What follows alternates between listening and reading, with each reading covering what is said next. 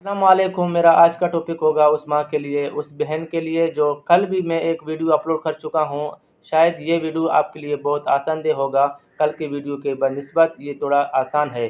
PCOS के हवाले से और PMOS के हवाले से ये दो अलग अलग नाम दिए गए हैं। हालांकि ये दोनों एक ही कैटेगरी में आते हैं, लेकिन बढ़ती हुई आबादी और बढ़ती हुई मेडिसिन्स, बढ़ती हुई बीमारियों और बढ़ती हुई खुराक के साथ साथ एक अलग नाम दिया गया है जिसको PMOS कहा जाता है। इसका पहला जो आज से 1900 तकरीबन 30-35 के दहाई में PCOS कहा जाता है, यानी कि पॉलीसिस्टिक ओवरियन सिंड्रोम कहा जाता है। बच्चेदानी में ज़ख़म, रसूली का दाना, बच्चेदानी में ओवरिन में सिस्ट का बनना, थैली जिसको पानी वाले थैली का बन जाना और फिर बच्चा न होना, और पेट में दर्द, मवारियों में ब्लॉकेजें का सिस्टम, और चेहरे में औरतों को दाने आ जाना, और औरतों के बालें झड़ना, बालों में कमज़ोरियाँ आना, और औरत के आँखों के नीचे काले दाग धब्बे आ जाना, और औरतों के चेहरे पे दाढ़ियाँ आ जाना, यानी कि बाल आ जाना, अरुगर बाल आ जाना, और मेंसेस की ब्लॉकेज, मेंसेसों की बंदिश की वजह से ये प्रॉब्लम्स आ जाते थे। तो आजकल के दौर में इसको एक और भी नाम दिया गया है जिसको PMOS कहा जाता है। इसका पूरा नाम है पॉली एंडोक्राइन ओवरियन सिंड्रोम कहा जाता है, जिसका पुराना नाम है पॉलीसिस्टिक ओवरियन सिंड्रोम, और इसका अभी का नाम है पॉली एंडोक्राइन ओवरियन सिंड्रोम कहा जाता है। तो इसको वजाहत के तौर में आपको समझाना चाहता हूँ।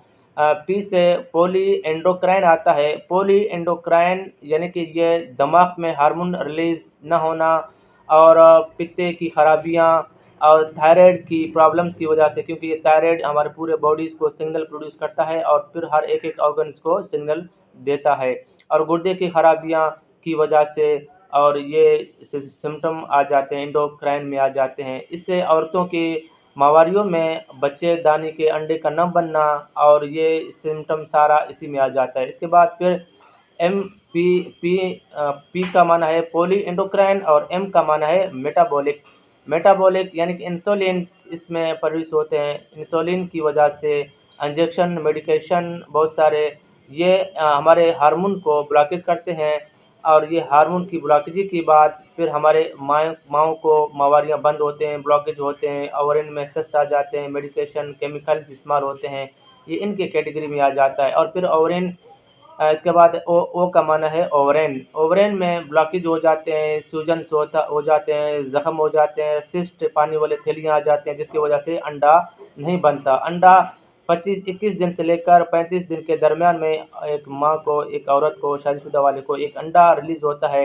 वो अंडे में अगर हमारे मर्द का यानी कि जरासीम मिले तो फिर फर्टिलाइजेशन का अमल शुरू हो जाता है, उससे बच्चे का अमल रुक जाता है। तो ठीक इसी तरह ओवरिन में ब्लॉकेज आ जाते हैं, बंदिश आ जाते हैं, सूजन्स आ जाते हैं, सिस्ट आ जाते हैं, ज़ख़म आ जाते हैं, जिसकी वजह से ये सिम्टम आ जाते हैं। तो मज़ीद मालूमात के लिए आप मुझे कमेंट करें, मैं आपको जवाब दे दूँगा। शुक्रिया, अपना ख्याल रखिएगा। अल्लाह हाफ़िज़।